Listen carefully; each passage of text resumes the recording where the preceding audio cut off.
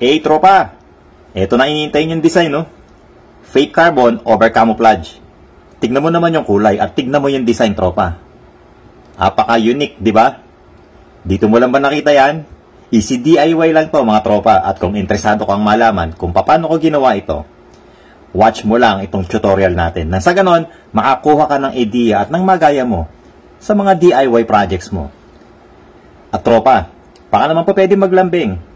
Kung nagustuhan mo itong tutorial natin, baka pa pwedeng paki-like at paki-share na rin para makita pa ng iba pa nating mga tropa dyan. At syempre, bago natin simulan to, big shoutout sa Samurai Paint Philippines. Tara tropa, game! Dito sa side cover ng NMAX version 1 natin gagawin to, mga tropa. So kung mapapansin nyo, kulay gray to. Dahil tapos ko nang applyan niya ng Surfacer UCH210. Yun yung primer gray, mga tropa. Pero syempre, bago ako nag-primer, nilinis ko munang mabuti yan, sinabong mabuti. Tapos nagliha tayo, wet sanding number 800 ang ginamit ko, and then pinatuyo, at saka natin binugahan ng primer. At ngayon, bubugahan ko na to ng black. Ang ginagamit kong black, 30109. So yun yung code nun, ano? Black 30109. Pwede ka rin naman gumamit ng ibang klaseng black, depende sa'yo. At meron ako dito moto jersey na 3 colors na camouflage, mga tropa. Dito tayo kukuha ng reference. Medyo gagayahin natin to. So una kong gagawin, maglalatag lang ako ng masking tape. Para dun sa mga tropa kasi na hindi pa kaya mag-cut dun mismo sa fairings, ganito lang gagawin natin para mas madali. So ile-layout lang natin yung shape. Walang specific na shape. Yung camouflage, mga tropa. Bahala kayo, no? Tapos kinat natin yan, mga tropa. And then, kukunin na natin yung kinat natin at saka natin ilalagay dito sa fairings natin. So yung unang kulay na inilagay natin, yan na yung magiging kulay nung shape na kinat natin or yung kinobera natin ng masking, mga tropa. So unang lilitaw, black. Pagkatapos nating mailapat itong masking tape na inilagay natin at masecure na walang nakaangat, nagbubuga tayo ngayon ng Repsol Orange. Ang code nito, mga tropa, UCH237. So eto yung pangalawang kulay na ilalagay natin.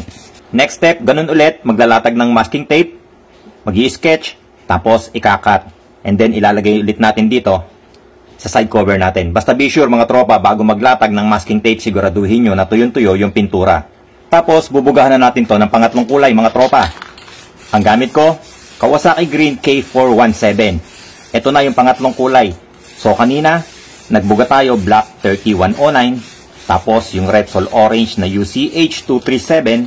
At ngayon naman, itong Kawasaki Green na K417. So tatlong kulay yan, mga tropa. Pag tinanggal natin yung masking tape natin, lalabas yung tatlong kulay na yan.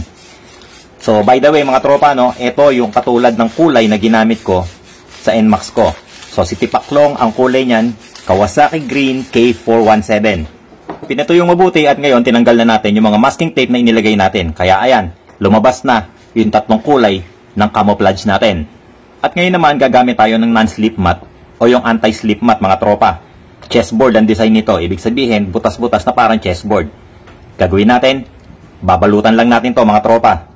Ite-tape lang natin sa likod itong mga edges o yung mga dulo ng non-slip mat natin, mga tropa. Nang sa ganun, lumapat to ng gusto dito sa side cover natin. So eto na, mga tropa, no? Nakita nyo? Lapat na lapat yung non-slip mat.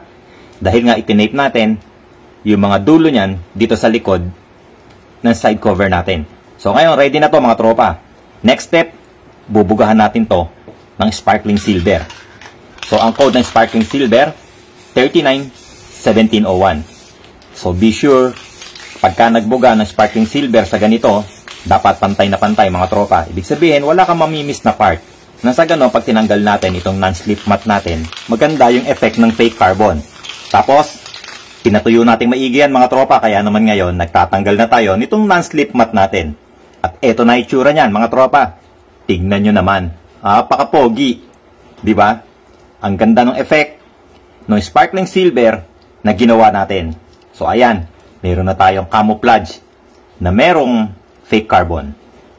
So diba, ang angas. Next step, ito na yung pinakahuli, mga tropa. Magbubuga na tayo ng top coat clear. Ang gamit ko, clear 1128. Pwede ka rin gumamit ng K1K clear or yung 2K01 na clear, mga tropa. Depende sa'yo kung ano gusto mo.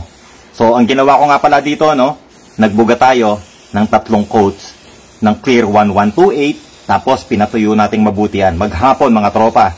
And then, nagliha tayo. Wet sanding, number 800 na liha ginamit natin. Pinatuyo at nilinis mabuti. Ngayon, ito na. Ito na yung final coat na ibinubuga natin. Wet application yan, mga tropa. Alright, mga tropa, tapos na itong project natin. Nakakita ka na naman ng bagong konsepto, no? Pwede mo nang gayahin yan, tropa. Sana nakakuha ka ng idea. Sana nakapulot ka na naman ng kaunting kaalaman kung paano gumawa ng mga ganitong konsepto.